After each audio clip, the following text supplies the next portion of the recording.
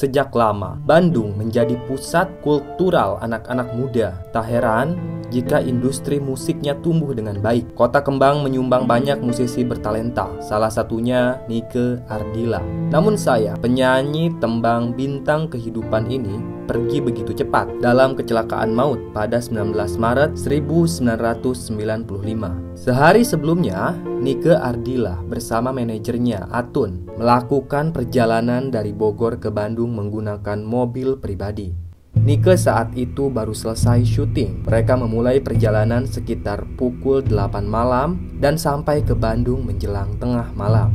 Awalnya mereka mampir ke rumah keluarga Nike di Jalan Soekarno-Hatta. Setelah itu bertemu dengan teman musisi dan artis lain. Pertama, mereka ke Hotel Jayakarta untuk bertemu Gugun Gondrong, lalu ke BRI Tower untuk mengobrol santai bersama Titi DJ, tepatnya pada pukul 3 pagi.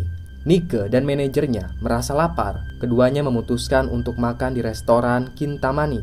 Lalu sempat mampir lagi ke Hotel Jayakarta untuk melanjutkan obrolan dengan Gugun Gondrong. Pada pukul 5.30 pagi, keduanya pamit kembali ke Bogor. Atun sempat menawarkan agar ia yang menyetir. Maklum, jadwal Nike pada saat itu sangat padat. Dia juga lebih mudah kecapean. Namun Nike saat itu ingin tetap berada di belakang kemudi. Ia merasa tidak enak dengan manajernya Atun. Akhirnya Atun pun menurut. Perjalanan pagi itu agak terburu-buru. Nike harus segera kembali ke Bogor karena ada jadwal syuting pada pukul 8 pagi. Sesampainya di Jalan Raden Edi Marta Dinata atau dikenal juga sebagai Jalan Riau, mobil Nike Ardilla terhalang oleh mobil warna merah yang melaju dengan amat pelan. Pagi itu jalanan Bandung masih sepi. Nah, karena sedang diburu waktu, Nike memutuskan untuk menyalip mobil merah tersebut. Tak disangka dari arah berlawanan muncul mobil Daihatsu DAF yang melaju dengan kencang. Nike membanting setir ke arah kiri. Mobil langsung menabrak sebuah pohon beringin, lalu terpental dan menabrak pagar beton bak sampah. Nike saat itu tak memakai sabuk pengaman. Ia dan Atun langsung dibawa ke rumah sakit. Atun selamat meski sempat mengalami amnesia. Namun pada pagi hari itu juga, Nike menghembuskan napas terakhirnya.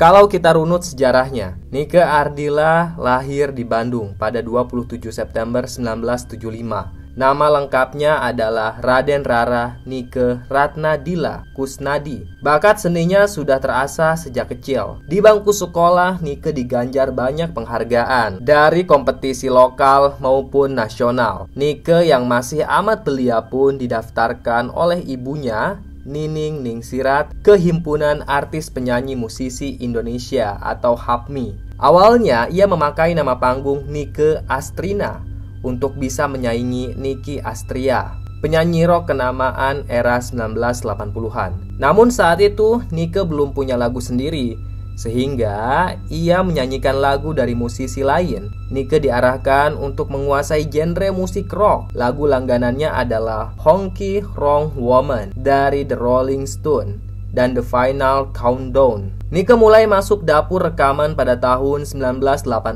Ia merilis single berjudul Lupa Diri yang dimuat dalam album kompilasi Bandung Rock Power. Ia juga sempat merilis album tapi tidak laris karena usianya masih terlalu muda dan liriknya bertema percintaan.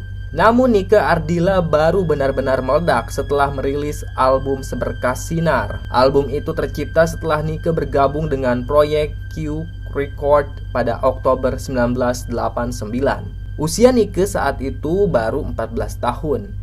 Tapi ia beruntung karena dikenalkan kepada Dodi Dores, sang maestro di balik lagu-lagu hitsnya. Alhasil, album Seberkas Sinar laris manis di pasaran. Album ini bahkan tembus penjualan 500.000 keping. Album keduanya lebih legendaris. Judulnya sama dengan lagu terpopuler Nike, Bintang Kehidupan. Penjualannya bisa tembus 4 kali lipat, mencapai 2 juta keping. Inilah album penentu kesuksesan karir Nike ke depannya. Pasca perilisan Bintang Kehidupan, namanya resmi berganti. Ia bukan lagi Nike Astrina, tetapi Nike Ardilla. Nah, dan di awal tahun 1990-an menjadi saksi kebintangan Nike.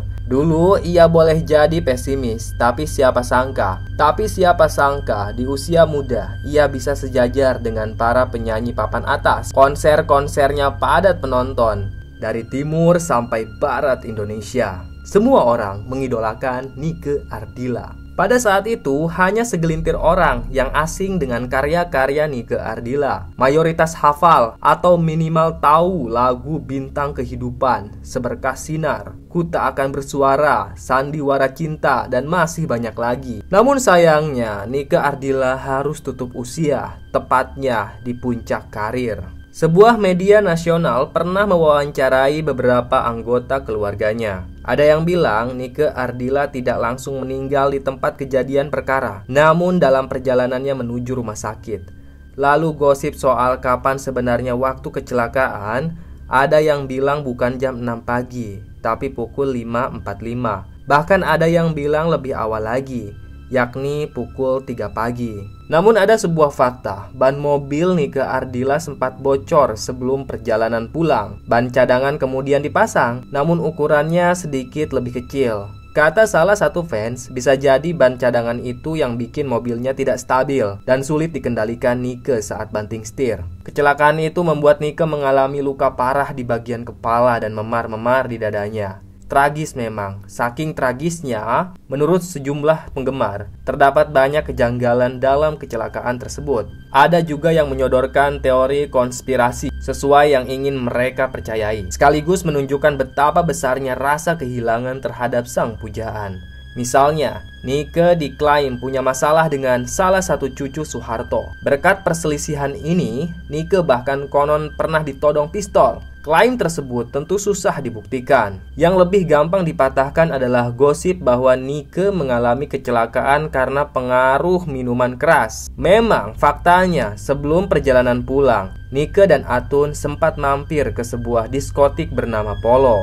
Namun Nike tidak minum alkohol. Ia hanya memesan jus jeruk. Hasil visum polisi juga menyebutkan tidak ditemukan kadar alkohol di tubuh Nike. Nike Ardilla memang istimewa. Ia multi talenta. Sejak album pertamanya rilis, Denny Sabri, manajemen langsung mempersiapkan Nike untuk berkarya di bidang lain. Kabarnya ia memang disiapkan untuk menggantikan Cut Irna, bintang film Meriam Bellina, dan diva rock Nicky Astria. Menurut Denny Sabri, Nike adalah perpaduan ketiga pesohor itu. Nike dilibatkan dalam puluhan film box office yang sangat laris.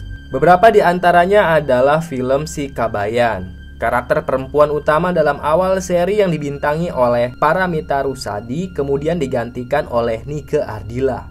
Sementara itu, di dunia sinetron juga tak kalah ketinggalan. Nike sempat tampil dalam None, sinetron dengan rating tertinggi arahan sutradara Putu Wijaya. Di sini ia berpasangan dengan Paramita Rusady. Itu semua belum termasuk popularitasnya di bidang bintang iklan. Dia juga merupakan model yang sangat berbakat. Salah satu prestasi terbaiknya adalah terpilih sebagai gadis sampul favorit, kompetisi model yang dulu amat bergengsi. Petualangannya di banyak bidang membuat penggemar Nike tumbuh subur di berbagai daerah. Para penggemar ini pula yang tak mengira jika Nike akan meninggal di usia muda. Majalah Asia Week menafsirkan Nike dalam sebuah kalimat satir, "In the dead, she soared." Di dalam kematian, ia bersinar. Nike dimakamkan di Ciamis, Jawa Barat. Jenazahnya diantar ribuan penggemar dan sejumlah artis. Fans garis keras bahkan masih berada di kediaman Nike Ardilla pada beberapa hari setelah pemakaman. Hingga hari ini, setiap tanggal 19 Maret dan 27 Desember, ratusan penggemar Nike Ardilla melakukan ritual khusus. Mereka memulainya dengan mengunjungi tempat kecelakaan, lalu ziarah ke makam, sambil tak lupa menyanyikan lagu Nike. Momen ketika penggemar Nike begitu takzim membaca doa di depan pusara setelah menempuh perjalanan ratusan meter adalah bukti bahwa ada kecintaan yang bisa menjelma menjadi keimanan. Mereka percaya bahwa Nike Ardilla adalah orang baik dan Nike Ardilla akan tenang di surga. Bukan hanya itu saja, sebuah museum juga didirikan di Jalan Soekarno-Hatta, Bandung. Semua barang-barang tersimpan di sana, seperti pakaian yang dikenakan saat kejadian dan replika kamar Nike.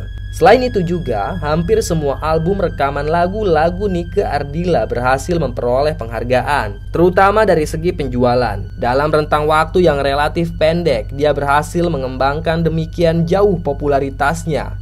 Muhammad Takdir, salah satu penggemar berat Nike Ardilla, mendirikan sebuah rumah makan dengan nama Rumah Makan Nike Ardilla yang berlokasi di Wonomulyo, Sulawesi Barat. Bahkan rumah makan ini telah membuka cabang di Makassar, Sulawesi Selatan. Setiap harinya rumah makan tersebut memutar lagu-lagu Nike dan sering menjadi tempat berkumpul para penggemar Nike di Pulau Sulawesi.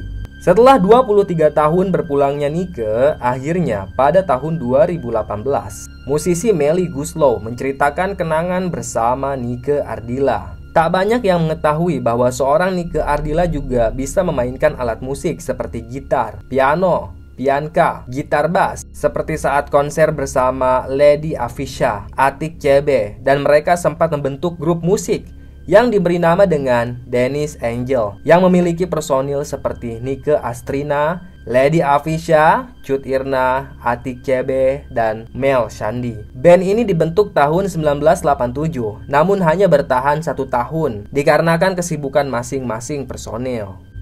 Bagi Nike Ardilla, menjadi bintang membuat dirinya dikabarkan dekat dengan beberapa pria. Bahkan sampai akhir hayatnya, di usianya yang begitu muda, kematiannya konon disebabkan persoalan pria.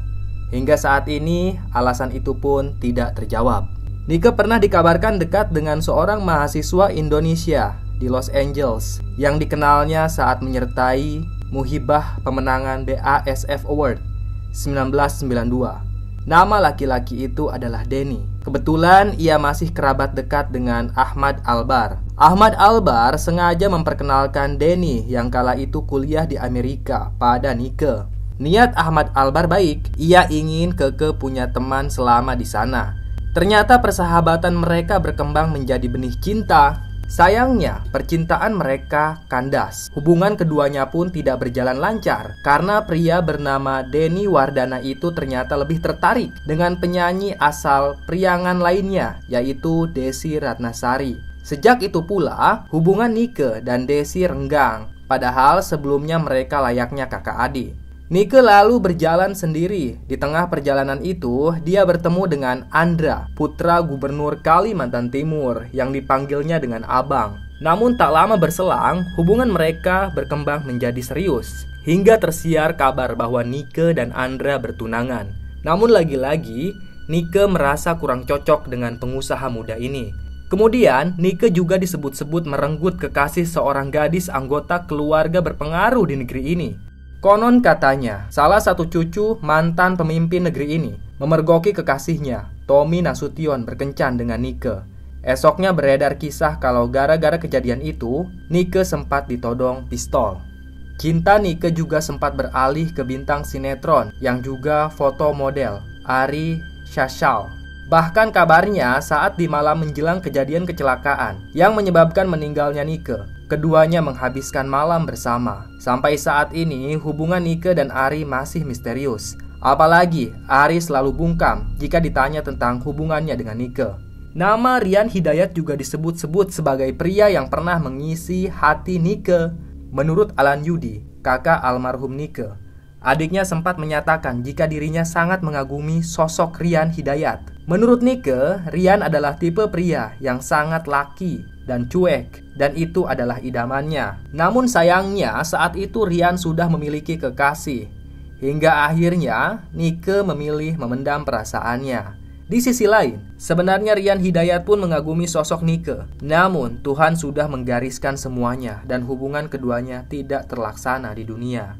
Sejumlah kabar mengatakan bahwa kematian tragis Nike Ardilla ada campur tangan keluarga Cendana. Diduga kematian Nike bukan karena kecelakaan, namun sengaja ditabrak. Dilansir dari kanal YouTube Willy Kun, diketahui mobil Nike Ardila dipepet oleh sebuah mobil merah yang dikendarai oleh seseorang dengan rambut pendek atau cepak. Keterlibatan keluarga cendana ini disebut-sebut memiliki pengaruh yang besar, di mana cucu Soeharto, yakni Eno Sigit, memiliki hubungan dekat dengan Nike Ardila. Akan tetapi, hubungan keduanya putus karena terlibat masalah cinta segitiga. Saat itu, Eno Sigit memiliki kekasih seorang perwira muda Angkatan Udara bernama Tommy Nasution.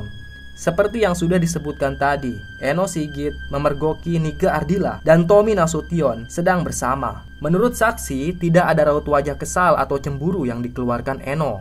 Namun yang membuat Eno Sigit marah adalah ketika Nike Ardila memamerkan foto Tommy Nasution ke awak media dan teman-temannya.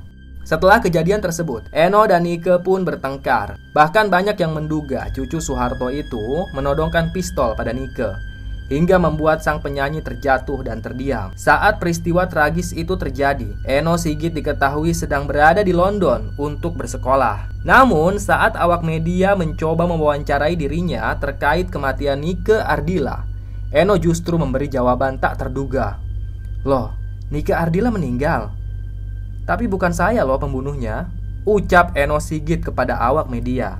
Isu kematian Nike Ardila yang dikaitkan dengan keluarga cendana memang belum bisa dipastikan dan dibuktikan. Hal ini bisa jadi hanya sebatas konspirasi semata. Itulah kisah-kisah tentang penyanyi legendaris Nike Ardila. Semoga kita semua bisa mengambil pelajaran dari kisah tersebut. Sekian dari Mbah, tunggu kisah-kisah selanjutnya ya. Tetap sehat dan salam merinding.